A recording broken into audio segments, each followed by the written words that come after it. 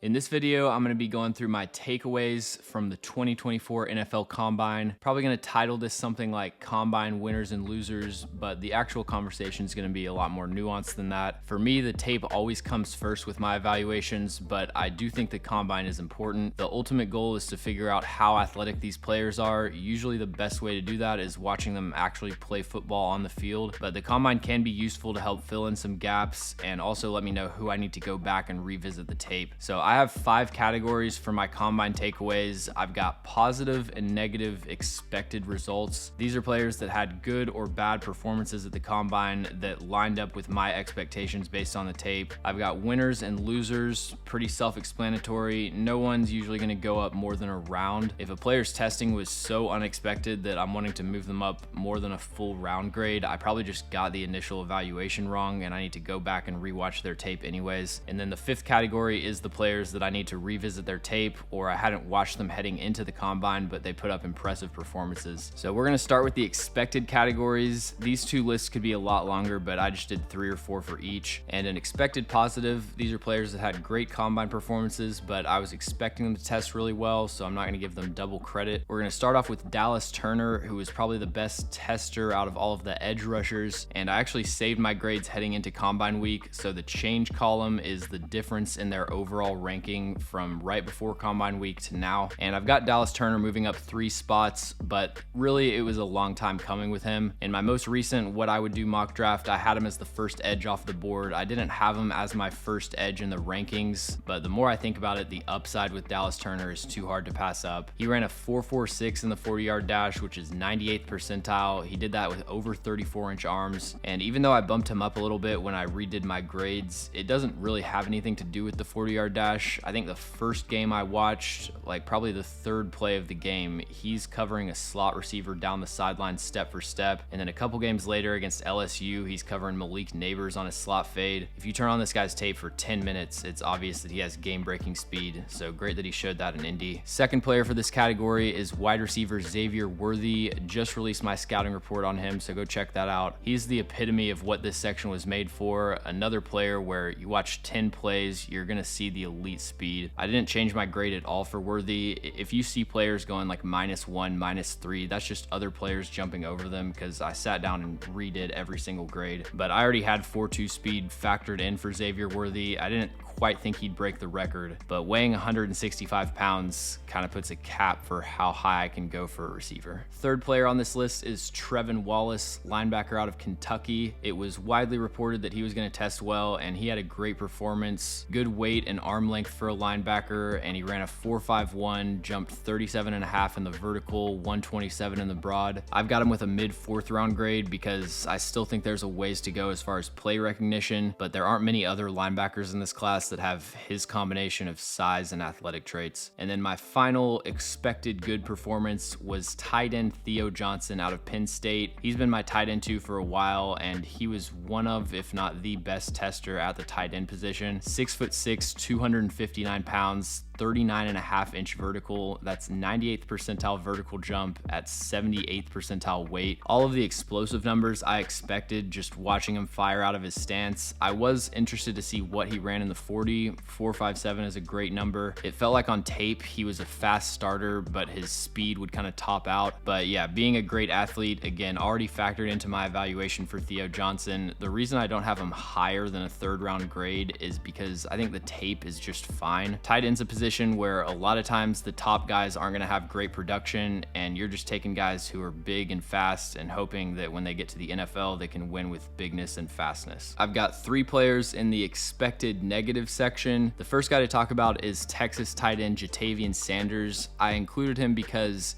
it wouldn't surprise me if he ends up on a lot of losers lists this week. He was billed as this elite athlete that should be the clear tight end 2, and he just didn't show that elite speed on tape, and the 40-yard dash matched up with what I saw. Still a good player with extremely reliable hands. I mean, he catches everything, but at his size, for how little he offers you as a run blocker, for him to go in the 2nd round, he would need to have a lot more juice athletically. Another player I expect to see on a lot of losers lists, but my grade isn't changing for them, is edge rusher Braylon Trice out of Washington. He's probably the player that I've been lowest on relative to consensus. I thought he was very limited athletically on tape, and he was listed in the 270s on Washington's website. He comes in at 245. I assume he dropped that weight to try to run a better time, and he only gets down to a 4.72 in the 40. He didn't do any of the agility testing, but I think if he tried the 3-cone, he might still be running it right now. And with all of that, he has 32.5-inch arms. So yeah, edge rusher I think is probably one of 3 or 4 positions that I'm the least willing to make exceptions for athletically, and I think Braylon Trice is firmly in the 3rd round conversation for me. And then my final player in this section actually is someone that I dropped their grade a little bit, and it's going to be Kalen King, cornerback out of Penn State. Now, his tape in his final year at Penn State I thought was very disappointing. He had a nightmare Senior Bowl performance. I had him with a 5th round grade, even though I was a little bit lower on him than that. I was giving him a chance at the combine to show that he has some high-end athletic traits and that his 2022 performance wasn't just a flash in the pan, but he runs a 4.61 at 191 pounds, 9th percentile for corners. I think he might have to move to safety, and there's honestly a chance that he goes undrafted because we haven't seen anything good from Kalen King in a full calendar year. All right, on to the winners. The first one is going to be Tennessee running back Jalen Wright. He's a great example of how I don't have any agenda when I do these grades, but I definitely have biases.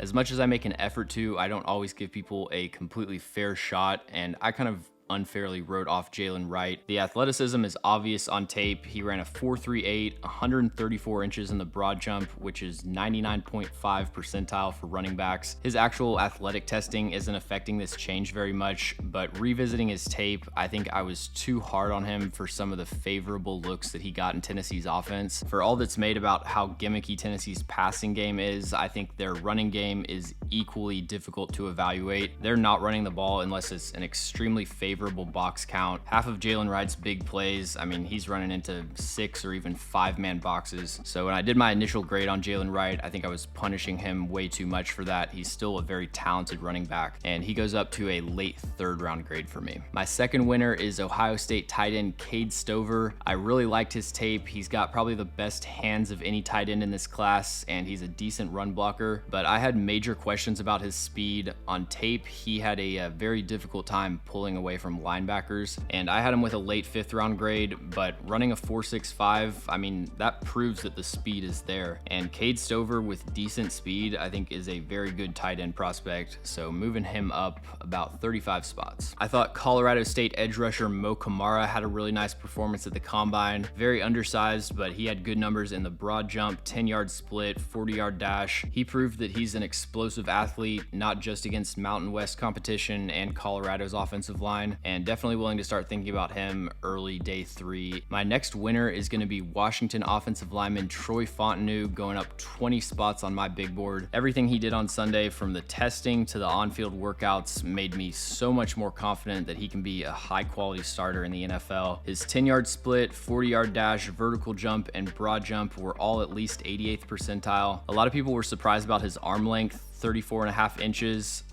Just a tip for people who are interested in this sort of thing, Dane Brugler does draft previews in the summer for each position group, and those articles on The Athletic actually have verified heights, weights, and arm length for pretty much all of the seniors at each position, so it was already reported and teams knew that he had over 34-inch arms, so just a heads up there. What was most impressive about Troy Fontenot to me, though, was the on-field workouts. Watching him move around the field on Sunday, I was getting flashbacks to CJ Stroud's throwing session from last year. I think those are probably the 2 most impressive individual workouts at the combine that I've ever seen. Fontenot showed the slide quickness, the light feet, the change of direction skills that I just didn't think he had in him. And I've been a lot lower on Troy Fontenot, but you know, my goal here isn't just to have my initial take and then anchor to that regardless of what other evidence comes out. So I feel a lot more confident in his athletic traits, and he deserves to move up on my board. I went back through all of his tape for the 3rd time, actually. Huddle makes that pretty easy. And my tape grade on Troy Fontenot isn't changing. I still think what he showed on the field last year is pretty concerning. The workout is great, but he isn't blocking anyone, which is kind of his issue. And I still think he's a net negative in the run game. That's why I don't have a 1st round grade on him, but my biggest question about Troy Fontenot, about whether or not he had the pocket range to protect against a speed rush and mirror an inside counter, I think he answered that in Indy, so I would say he's my biggest winner from this week. Rutgers cornerback Max Melton built on a great Senior Bowl performance with some outstanding testing, 136 in the broad, 98th percentile, 40.5 inches in the vertical, 4.39 in the 40-yard dash. I was kind of disappointed by his tape in 2023. I thought he was better the year before, but this offseason, I think he's moved himself into the late day 2 conversation for sure. And then Utah safety Cole Bishop, loved his tape, thought he was really good at the Senior Bowl, but there might be some athletic limitations. He comes out and runs a 4.45, jumps 39 inches in the vertical. He has really short arms, but to do all that at 6'2", 206, I think he answered a lot of questions about his range and his versatility at the safety position. I moved him up to my 4th ranked safety. Part of that's some other guys falling, but very comfortable taking him in the 3rd round. And then Rook Ororo tested like one of the most athletic defensive tackles in this class. 6'4", 34-inch arms, 4.89 in the 40-yard dash, 90th percentile 10-yard split, 87th percentile broad jump. He was very hot and cold on tape. There were stretches that he would disappear, and then like 2 or 3 times a game, he would just make a crazy play in the backfield. A lot of scouting defensive tackles is just buying into the flashes, and that's a lot easier to do if they confirm that upside at the combine. And I also included Roma Dunze on the winners. He's only going up 1 spot, but I'm just a lot more comfortable with him as a blue chip prospect now. I thought on tape he struggled to really create much vertical separation. He had so many contested catches because it seemed like he just wasn't able to pull away from corners down the sideline, but a lot of people kind of in the know were saying they expected him to run in the low 4.4s, and it sounded like there was probably some more athleticism in there than he showed on tape, and he confirmed that at the combine. So confirming that, I moved him up to 6 on my board, right ahead of Jaden Daniels. All right, on to the losers. The first one might be a bit of a surprise. He's only going down 5 spots, but that's Clemson cornerback Nate Wiggins. He was listed at 185 in college. He comes in at 173. He does run the 4.28 in the 40, but that's a lot less important to me. Talking to myself here, I just think it's time to get real about Nate Wiggins. There's some real limitations about playing corner at 173 pounds. A lot of people are going to make the comparison to Emmanuel Forbes. I still think he's a much better prospect than Forbes was. Forbes was just as undersized, but he was stiff and couldn't turn. Wiggins at least has some high-end movement skills that you would expect for a corner that's that light, but there are some matchups in the NFL that I just think he's going to get bullied. Also, a disappointing performance for Missouri cornerback Ennis Rakestraw Jr. I had heard people questioning his speed. The first few games I watched, I didn't notice that as an issue, but then the Florida game, there was one time where he was trying to chase down a ball carrier and he was just losing ground. So I didn't expect him to run that well. 4.51 isn't terrible, but not great for an outside corner, but 20th percentile broad jump, and he's 183 pounds. I'm kind of off the Ennis Rakestraw in the first round train at this point. I still think his tape is great. He's a really good player, but having that recovery athleticism is so important at corner. I also slightly lowered my grade on Chris Jenkins, defensive lineman out of Michigan, and I just gotta say, I'm done listening to the claims that Michigan makes on Feldman's Freaks list. I went through and looked at all of their specific testing claims. They are 1 for 12 in the last 3 years. Part of my grade on Chris Jenkins was kind of the trust that he was going to test like this elite athlete, because his tape was fine, but nothing that impressive. And he had a solid performance, 68.5 athletic score, but at 299 pounds with above average tape, I think that's firmly a 3rd round grade for me. All right, those first 3 players are kind of minor losers. The next 3 are the ones that are really falling on my board. And I got to start with Miami safety Cam Kitchens. So he's a ball hawk with very inconsistent tape. He makes some incredible interceptions, but gives up equally as many big plays. Doesn't really seem to know how to control his aggressive play style. And I didn't expect him to be a great tester, but 4.65 in the 40 is 15th percentile. 110 in the broad jump is, I think, the worst since like 2003. 0.2 percentile for that metric. He had the lowest athletic score of any safety, one of only 2 that came in under 40. People say trust the tape with Cam Kitchens, and I get it, but the tape is not that good. This next one kills me, but I gotta include Kansas edge rusher Austin Booker. Early declaration, one of the least experienced players in this class, only 505 career snaps, but he's got long arms, so polished with his hands for such an inexperienced player, and on tape, I thought he was really explosive. My biggest concern with him heading into the combine is that he's gonna have to add weight. He came in at 240 pounds, but if you're gonna measure measure in that light, you've got to have better numbers than a 4.7 940, 32.5-inch vertical. I still think the tape tells a different story with Austin Booker, but the numbers are pretty disappointing. And then my last faller is Oregon running back Bucky Irving.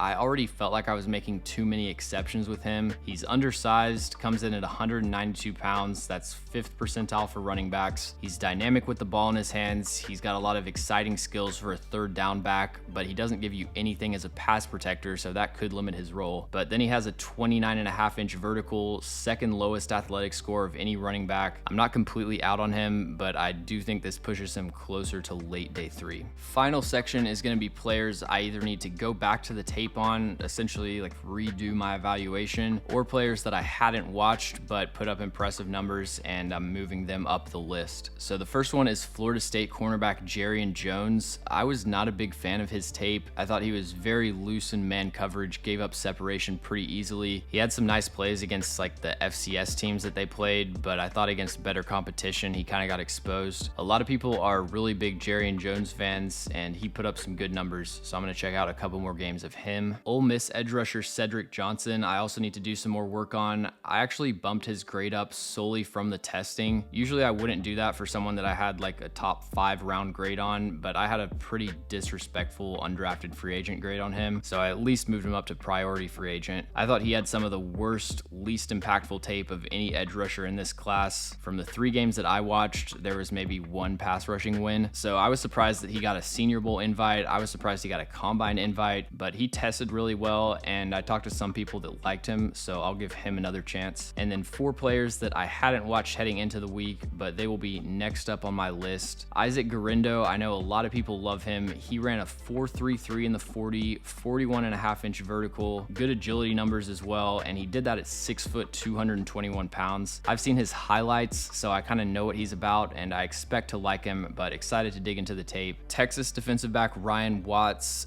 played corner for Texas. From my understanding, his cornerback tape is not very impressive, and it's pretty much a given that he's going to move to safety. He came in at almost 6'3", 208 pounds, 34.5-inch arms is the highest arm length that I have for any defensive back in my database, and then put up really good numbers in all the testing, above 50th percentile and everything, so I'm excited to see what his tape looks like. Another running back is Tyrone Tracy, someone that I heard a lot of good things about heading into this week. I was already planning to watch him pretty soon, but he put up great numbers across the board, so I will check him out sometime this week. And then the last player is South Carolina center Nick Gargiulo. He had the 5th highest athletic score of anyone in this class, 6'5", 318 pounds, almost 34-inch arms, ran a 7.33 in the 3-cone, 32.5-inch vertical. Watching Spencer Rattler, it's honestly shocking to me that they had a draftable offensive lineman somewhere on that roster, but I will definitely check him out. Thanks for watching. If you enjoy the video, make sure to like and subscribe. Also, let me know in the comments any NFL draft prospects that you'd like me to cover, and if you want to see my full draft board as an interactive filterable table, I've got that up at A to Z sports.com. The link to that is in the description.